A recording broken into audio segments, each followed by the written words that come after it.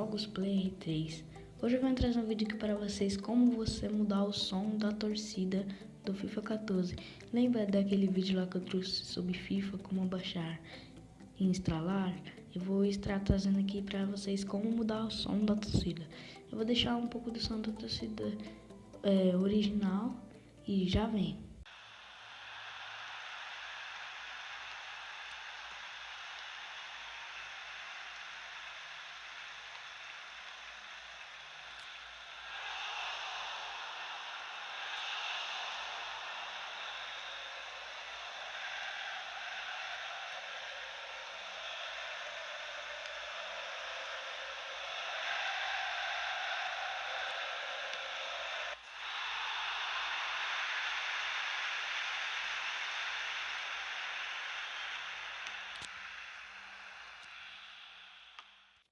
Aí galera, como vocês viram, essa é a narração original. Agora eu vou ensinar como baixar outra.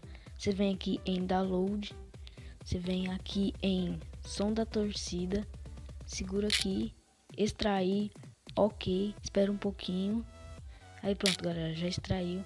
Você vem aqui em som da torcida, vem aqui som da torcida, data, áudio, você corta, vem aqui, calma aí, vem aqui. Armazenamento, Android, data, aqui, aí você vem em data e cola aqui. Galera, esse foi o vídeo. Desculpe pela demora de trazer vídeo, porque eu estava sem Wi-Fi. E até a próxima.